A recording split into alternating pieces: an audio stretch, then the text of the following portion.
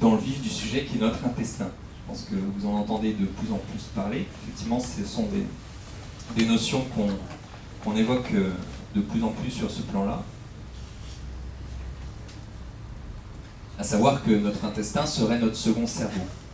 Et effectivement, votre intestin est composé de plus de 300 millions de neurones.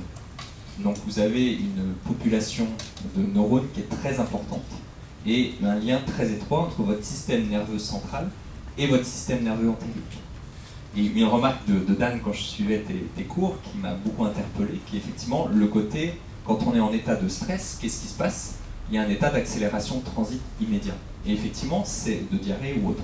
C'est la traduction d'un effet direct du système nerveux central sur ce qu'on appelle le péristaltisme intestinal, c'est-à-dire sur le système nerveux entérique et du coup sur des conséquences directes. Donc la façon dont vous pensez a une influence directe sur le fonctionnement de votre intestin et de ce qu'on appelle le microbiote. Le microbiote, ce sont les bactéries probiotiques qui sont présentes dans votre intestin et vous avez 100 000 milliards de bactéries dans l'intestin. C'est-à-dire que vous avez 10 fois plus de bactéries dans l'intestin que vous n'avez de cellules dans votre organisme. Le génome de votre population bactérienne est 150 fois plus importante que votre propre génome. Et aujourd'hui, on parle de microbiote, c'est-à-dire de synergie entre votre flore intestinale, le génome de votre flore intestinale, et votre propre génome. Et cette flore intestinale, elle va être on va dire, présente sur une surface qui est considérable. Vos intestins, c'est plus de 300 mètres carrés de surface. Vous pouvez recouvrir un terrain de tennis avec la surface de votre muqueuse intestinale. Donc ça paraît énorme, mais vous avez simplement des micro-villosités qui s'enroulent sur elles-mêmes et qui font que vous avez une zone de contact très importante. Et c'est essentiel. Pourquoi? Parce que pour assimiler vos nutriments, vous avez besoin d'une surface importante.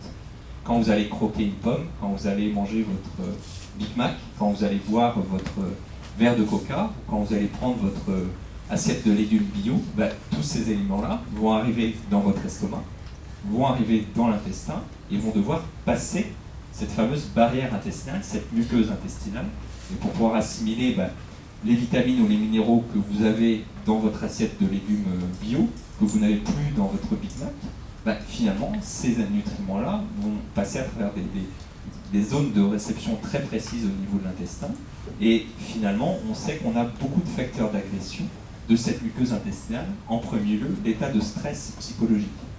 Donc, quand on parle de stress, on l'entend également au sens large du terme. Vous avez le stress physiologique et le stress psychologique. Et on sait que les deux interviennent. De la même façon, si vous ne prenez pas le temps de mastiquer, de mâcher, finalement, le morceau de steak ou le morceau de pain que vous allez digérer très rapidement va parvenir dans cet intestin et finalement va développer une certaine flore intestinale. Vous allez développer soit des flores dites de fermentation, des flores de putréfaction. Donc c'est des termes qui sont peut-être un petit peu techniques, mais qui se traduisent par des éléments très concrets qui sont les ballonnements, les gaz, les douleurs intestinales et ce qui va gêner le voisin d'une manière générale. Ce qu'on terme de putrécide, de cadavérie. Donc c'est des molécules qui sont produites par la flore intestinale, qui sont désagréables pour votre voisin, mais qui sont surtout désagréables pour votre muqueuse intestinale parce qu'elle agresse cette fameuse muqueuse, et votre muqueuse, elle va devenir perméable, ça va devenir une passoire, alors que normalement elle est extrêmement sélective. Et on va voir les conséquences par rapport à ça sont importantes dans le sens où finalement